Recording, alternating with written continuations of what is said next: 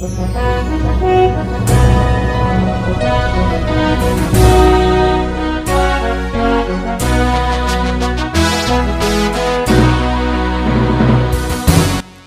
bagi saudara sekalian. Marilah kita siapkan hati dan pikiran kita untuk menyambut firman Tuhan. Kita berdoa. Damai sejahtera Allah yang melampaui segala akal, itulah yang memelihara hati dan pikiranmu di dalam Kristus Yesus Tuhan kita. Amin. Jemaat yang dikasihi Kristus, firman Tuhan sebagai khotbah minggu ke-6 setelah Trinitatis pada tanggal 24 Juli tahun 2022, diambil dari Hosea pasal yang pertama, ayat yang kedua hingga ayat yang ke-10. Beginilah firman Tuhan. Ketika Tuhan mulai berbicara dengan perantaraan Hosea, berfirmanlah ia kepada Hosea, "Pergilah, kawinlah seorang perempuan sundal, dan peranakkanlah anak-anak sundal, karena negeri ini bersundal hebat dengan membelakangi Tuhan." Maka pergilah ia dan mengawini Gomer binti Diblaim, lalu mengantunglah perempuan itu dan melahirkan baginya seorang anak laki-laki.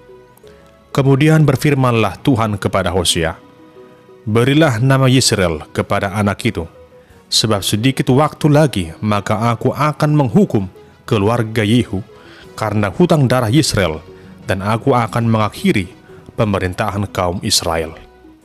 Maka pada waktu itu aku akan mematahkan busur panah Israel di lembah Yisrael." Lalu perempuan itu mengandung lagi dan melahirkan seorang anak perempuan. Berfirmanlah Tuhan kepada Hosea, "Berilah nama Lo-ruhama kepada anak itu, sebab aku tidak akan menyayangi lagi kaum Israel, dan sama sekali tidak akan mengampuni mereka. Tetapi aku akan menyayangi kaum Yehuda dan menyelamatkan mereka demi Tuhan Allah mereka. Aku akan menyelamatkan mereka, bukan dengan panah atau pedang, dengan alat perang atau dengan kuda dan orang-orang berkuda." Sesudah menyapih Lo-ruhama, mengandunglah perempuan itu lagi dan melahirkan seorang anak laki-laki. Lalu berfirmanlah ia, "Berilah nama Lo-ami kepada anak itu, sebab kamu ini bukanlah umatku, dan aku ini bukanlah Allahmu. Tetapi kelak jumlah orang Israel akan seperti pasir laut, yang tidak dapat ditakar dan tidak dapat dihitung. Dan di tempat di mana dikatakan kepada mereka, kamu ini bukanlah umatku, akan dikatakan kepada mereka, anak-anak Allah yang hidup." Demikian pembacaan firman Tuhan sebagai khotbah di minggu tanggal 24 Juli tahun 2022 dengan tema Tuhan mengasihi dan menyelamatkan umatnya. Saudara yang terkasih, mengawali khotbah ini ada sebuah ilustrasi demikian. Ada seorang anak yang bernama Nathan. Ia berumur 14 tahun. Orang tuanya berharap lewat nama Nathan maka ia akan kelak menjadi seorang anak yang baik dan rajin. Namun kenyataannya, Nathan adalah seorang anak yang sulit untuk disuruh dalam mengerjakan sesuatu pekerjaan. Ketika ia disuguhi suatu pekerjaan, maka wajahnya akan berubah menjadi cemberut seperti jeruk purut, menjadi kusut seperti benang kusut. Namun walaupun demikian, orang tuanya tetap setia memberikan nasihat bagi Nathan. Apa yang membuat Nathan malas mengerjakan suatu pekerjaan adalah karena menurutnya setiap pekerjaannya ada imbalannya dan harus dibayar dengan uang. Kalau tidak ada uang, maka ia tidak mau mengerjakan apapun juga. Hingga suatu ketika, setelah ia berangkat ke sekolah, ibunya masuk ke kamar Nathan, hendak membersihkan kamar Nathan. Ibunya melihat di atas meja belajar Nathan terdapat selembar kertas dengan sederetan tulisan yang membuat ibunya merasa terkejut. Perlahan-lahan ibunya itu membaca isi surat itu. Jumlah yang seharusnya mereka bayar dalam 1 minggu ini. Upah menyapu rumah 50.000. Upah menyiram bunga 25.000. Upah pergi disuruh ke warung 20.000. Upah menutup jendela setiap sore 20.000. Upah mencuci piring 20.000. Upah memberi makan ayam 20.000. Upah menyemir sepatu bapak 20.000. Biaya lain-lain 25.000. Jumlah yang harus dibayar dalam minggu ini 200.000 rupiah. Tertanda Nathan. Setelah ibunya selesai membaca surat itu, dengan berlinang air mata ibunya kini tahu bahwa anaknya itu mengharapkan imbalan atas segala apa yang ia kerjakan. Semuanya ternyata dinilai dengan uang. Lalu ibunya itu membalas surat anaknya itu dan meletakkan surat itu di atas meja belajar Nathan dengan harapan sebulan sekolah anaknya itu akan membacanya. Lalu tepat setelah Nathan pulang dari sekolah, ia melihat di atas meja belajarnya ada sepucuk surat. Lalu ia mulai membaca. Anakku Nathan, inilah gambaran besarnya cinta kasih kami kepadamu. Ketika engkau berada dalam kandungan ibumu selama 9 bulan, ibumu ini selalu merawat dan menjagamu. Itu semua kuberikan dengan gratis. Di saat ibumu ini melahirkanmu dengan penuh perjuangan antara hidup dengan mati, itu semua kuberikan dengan gratis. Di saat engkau lapar, aku memberimu makan. Di saat engkau haus, aku memberimu minum. Itu semua kuberikan dengan gratis. Setiap malam ketika engkau mengompol, aku mengganti popokmu. Itu juga kuberikan dengan gratis. Di saat engkau sakit, aku membawamu berobat ke dokter, memberimu obat sampai engkau sembuh. Itu semua kuberikan dengan gratis.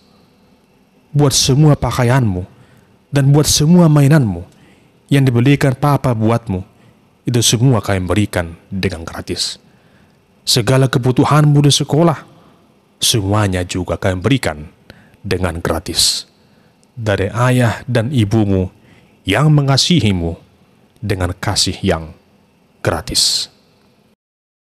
Setelah Nathan selesai membaca surat itu, ia langsung keluar dari kamar dan berlari mencari dan meluk ayah dan ibunya. Dengan berlinang air mata, ia menyesali segala sikapnya itu. Ia menangis dan berkata kepada ayah dan ibunya bahwa sejak itu ia tidak akan menuntut imbalan dari setiap apa yang ia kerjakan. Sejak itu Nathan berubah menjadi anak yang baik, yang telah menyadari bahwa kasih orang tuanya baginya adalah kasih yang sungguh sangat besar yang diberikan secara gratis. Saudara yang terkasih, kisah tersebut adalah gambaran dari kasih Allah akan manusia yang ia berikan secara gratis, secara cuma-cuma. Namun kadang-kala manusia sering menyia-nyiakannya dan membuat kasih yang diberikan secara gratis itu, yang diberikan secara cuma-cuma itu, menjadi percuma. Manusia sering lupa diri dan hidup dalam dosa, hingga pada akhirnya ada penyesalan dan membuatnya bertobat dan menyadari sungguh besar kasih Allah akan hidupnya. Saudara yang terkasih, demikian halnya yang kita simak lewat khotbah di minggu ini tentang bagaimana kisah bangsa Israel yang begitu teganya tidak menghargai kasih Allah yang begitu besar. Mereka adalah bangsa yang disebut sebagai bangsa pilihan, bangsa yang Tuhan paling kasihi, yang seharusnya berbuat apa yang dapat menyenangkan hati Tuhan. Namun justru sebaliknya, mereka melukai hati Allah dengan cara melakukan penyembahan terhadap ilah-ilah lain, dan mereka juga hidup dalam kejahatan dan melakukan berbagai tindakan kemerosotan moral. Untuk mengingatkan akan betapa berdosanya umat Israel, maka Tuhan memilih hambanya, Nabi Hosea, untuk menegur kesalahan mereka. Sebagaimana arti nama Hosea adalah, pada Tuhanlah ada keselamatan. Maka seperti arti nama itu, ada sebuah tuntunan dan pengharapan bagi umat agar mereka menyadari bahwa keselamatan hanya ada pada Tuhan Allah Israel. Hosea adalah seorang nabi yang sangat taat akan kehendak Tuhan. Bahkan Hosea mampu menunjukkan ketaatannya kepada Tuhan dengan melakukan apa yang Tuhan perintahkan baginya, sekalipun itu rasanya tidak masuk akal bagi manusia. Dalam ayat yang kedua disebutkan agar Hosea menikah dengan seorang perempuan sundal sebagai gambaran dari sikap persundalan Israel yang telah membelakangi Tuhan. Saudara terkasih, apa yang dilakukan Hosea adalah suatu hal yang sulit untuk dilakukan oleh manusia biasa. Bagaimana mungkin seorang nabi harus menikah dengan perempuan sundal? Biasanya yang namanya sebuah pernikahan hendaknya mencari pasangan yang sepadan, yang saling mencintai, yang saling mengasihi, bukan pasangan yang bertolak belakang. Namun inilah yang Tuhan kehendaki sebagai cara untuk menegur kesalahan bangsa Israel. Sebagai hamba yang setia, Hosea melakukan apa yang Tuhan perintahkan. Ia menikah dengan Gomer. Maka lahirlah anak-anak bagi Hosea.